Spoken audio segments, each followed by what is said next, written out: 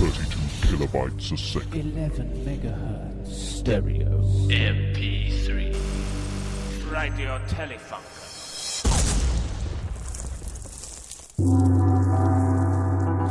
The Telefunken Radio. Break lunch. Indeed, it's the break lunch. Good morning and afternoon, everybody. On this day, I thought I was going to be in an angry mood today, but I'm actually in an incredibly passive mood and pleasant. We'll talk about a little bit why later on. Let's just have a tune to begin with. A good welcome to all of you, my friends.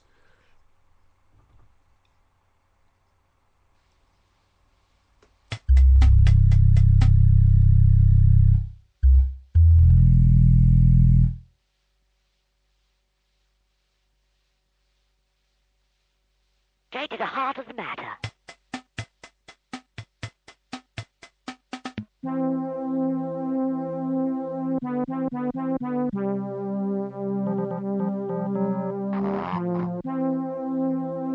Straight to the heart of the matter.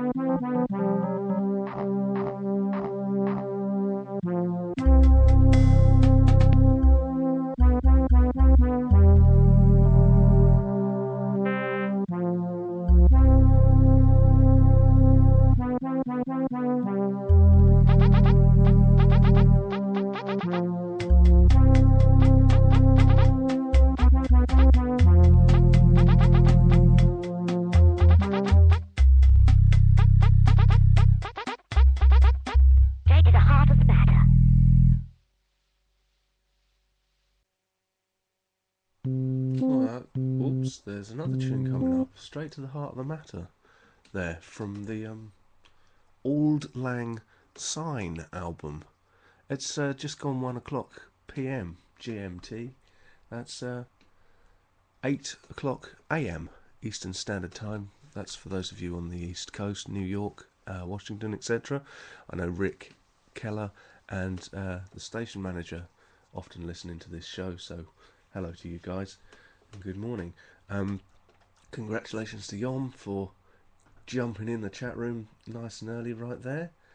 There's already a little bit of dipping, laughing and miscommunication going on, which is interesting because this format of communication is completely based on the spoken word, and I think that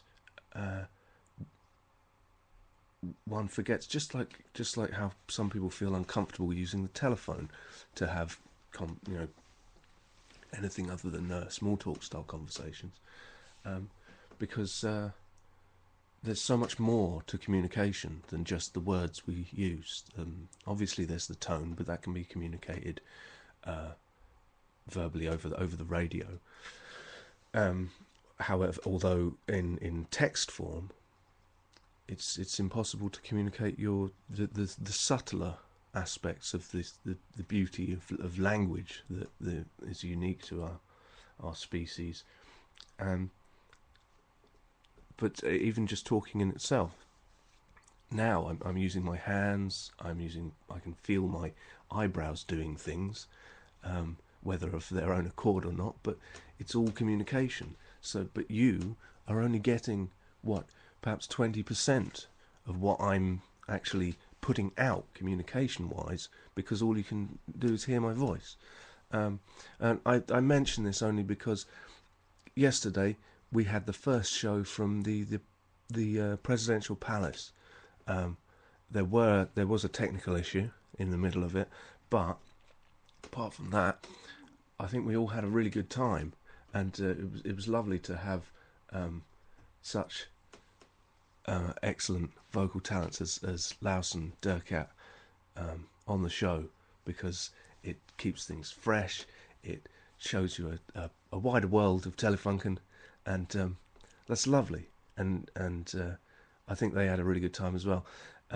Unfortunately, the show that followed, Joe happened to make a passing comment about how bad the show was, and sort of apologised on our behalf because of the low quality of our suggesting that we had disrespect for the listeners. Now, I know that that's not deep down what Joe meant, but you can see how that communication, there was a problem when those words were spoken over air, because I know that both Kat and Laus were quite upset, and I was very upset and quite angry, actually, which is why I thought this show would be an aggressive one, but it's not. It's actually a very heartfelt and loving one, I think, because it's just made me realise how important all of the listeners are, and how a lot of the listeners are actually content producers for this show as well. So when we say things like it's all about the listeners, what we're really meaning is that it's all about all of us. Producers, listeners, and so on. And I just woke up this morning feeling a lot of love for everybody out there. And I mean it genuinely. I know it sounds a little bit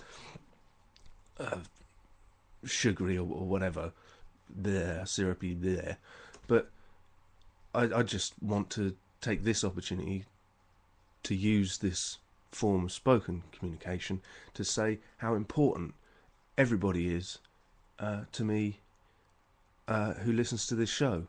I know I don't know all of you as well as I should like, but those that I do know very, very well, I would say that you are very important people in my life outside of the show as well. So I just thought I wanted to say that, get it done, and let's get on with the show. I'm going to play a tune here to kind of, let's have this. This is called Comrades. It's a little bit military, but I'd like to think the word comrades, there you go. It captures the concept that we're talking about adequately. Thanks for listening, by the way.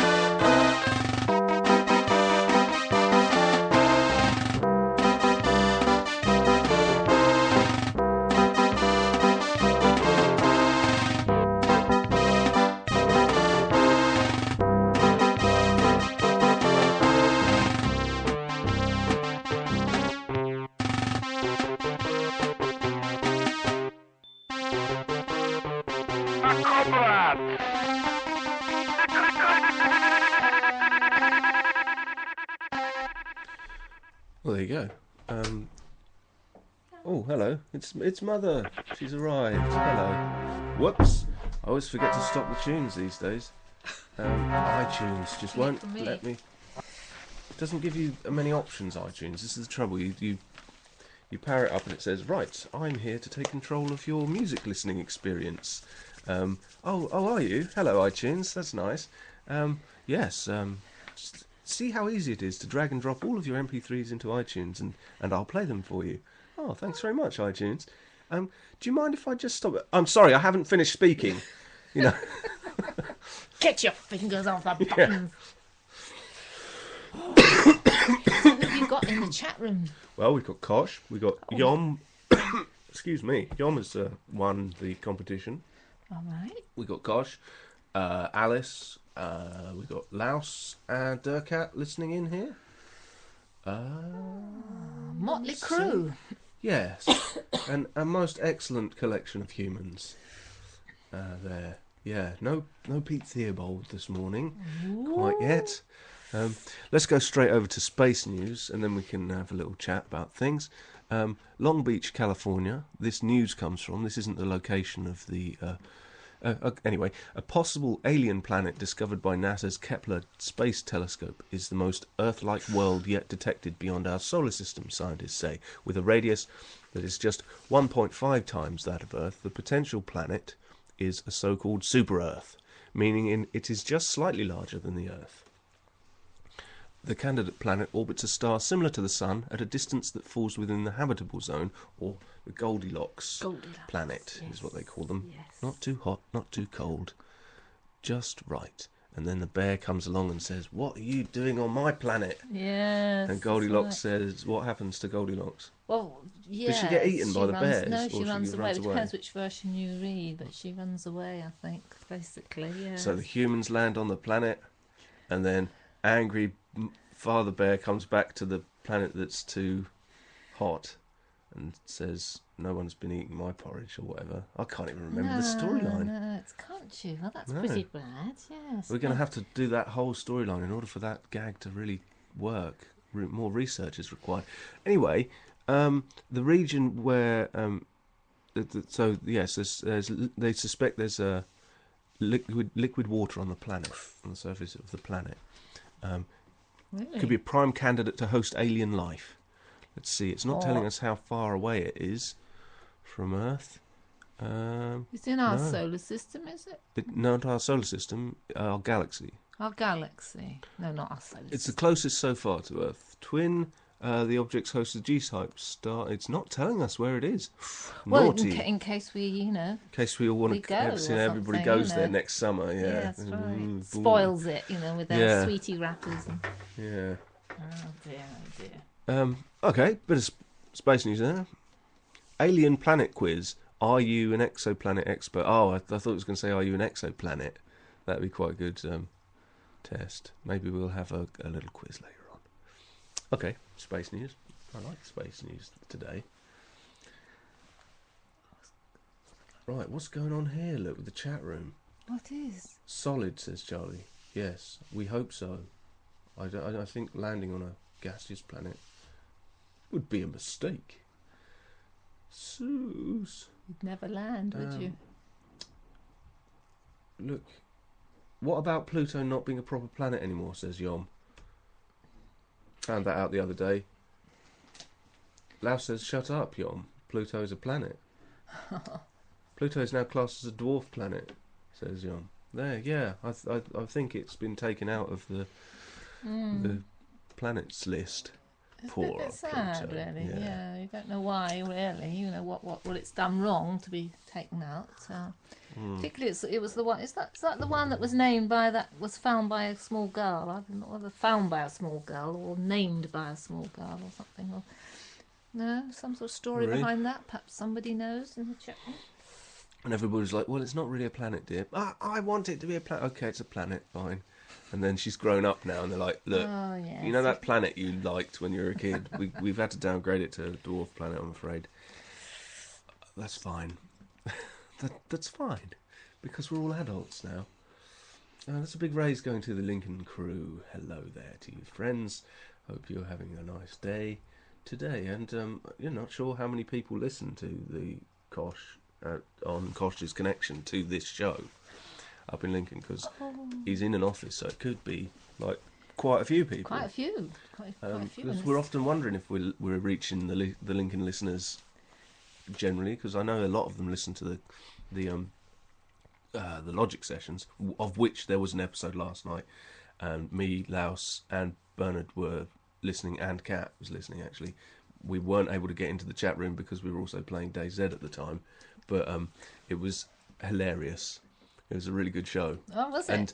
And one hates to say it's improving because that suggests that the first one wasn't very good, but it was. but it's getting better. I shall have to look I at that. really on the enjoyed it. podcast. Alice